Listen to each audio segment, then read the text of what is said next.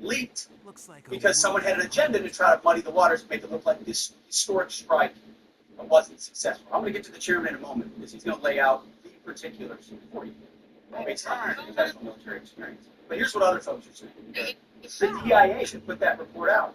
It says this is a preliminary low confidence report and will continue to be refined as additional intelligence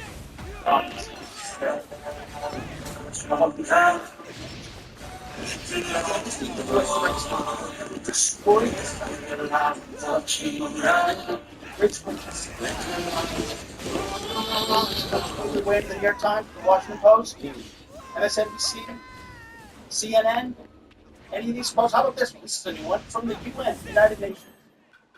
No friend of the United States, or certainly Israel offered.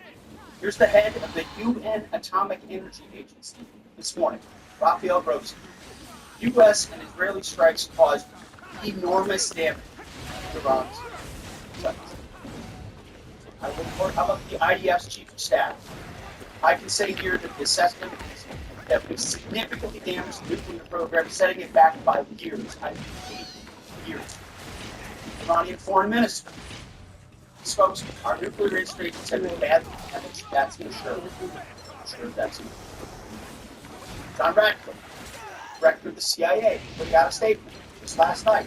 The CIA confirmed that a body of credible intelligence indicates Iran's nuclear program has been severely damaged by recent target strike. This includes new intelligence from a historically reliable, very different than preliminary assessment with low confidence, historically reliable and accurate source of evidence that several key Iranian nuclear facilities were destroyed and would have to be rebuilt over the course of years. CIA continues to collect additional reliably sourced information, even from the decision makers fully informed. How about the PNI Tulsi Gabbard yesterday? Right, I quote, new intelligence confirmed that for instance, nuclear time, Iran's nuclear facility have Institute for Science and International Security President David Albright, overall infill and U.S. attack that destroyed when Iran's centrifuge. Time and time again, I can go down the list. Those that understand, those that see, those that proper assessments recognize that the United States military did face this war. Again, what has to do with him? Because you, and I mean specifically you, the press, specifically you, the press corps, because you cheer against Trump so far, it's been your kid. Because you want him not to be successful so bad, you have to cheer against the efficacy of these strikes. You have to hope maybe they weren't effective. Maybe the way the Trump administration representatives is true. So let's take half the truths, spun information, leaked information, and then spin it. Spin it in every way we can to try to cause doubt, and manipulate the mind, public mind over whether or not our brave pilots were successful. How many stories have been written about how hard it is to fly a plane for 36 hours? MSNBC has done that story. This Fox. Have we done the story how hard that is? Have we done it 2 or 3 times? Does American people understand how about how difficult it is to go from an F-15 or 16 or F-22 or F-35? And what it's like to be or how hard it is to be in the air.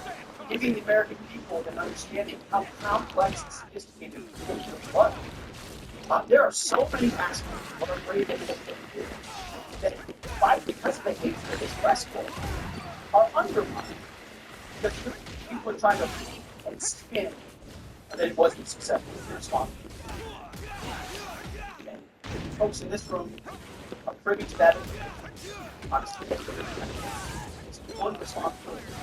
Time and time again, classified information, legal competitive, for political purposes, try to make the president look bad. It's really happening. To undermine the success of an incredible F-35 pilot, an incredible F-35 pilot, an incredible B-4, an incredible air defenders, and accomplish their mission, step back a nuclear program in ways that other presidents would have dreamed. How about we celebrate that? How about we talk about how special America is? That only we have this capability. It's too much to ask, unfortunately. That. But we also have an opportunity to stand at the podium and read the truth of what's really happening. And the reality is, you want to call it destroyed, you want to call it defeated, you want to call it obliterated, choose your word. This was an historically successful attack. We should celebrate this, Americans. It gives us a chance to have a deal how to prevent something Iran, which is something President Trump talked about. And no other president has encouraged it. So with that, I'll hand it over to the chairman of the Joint Chiefs. They've done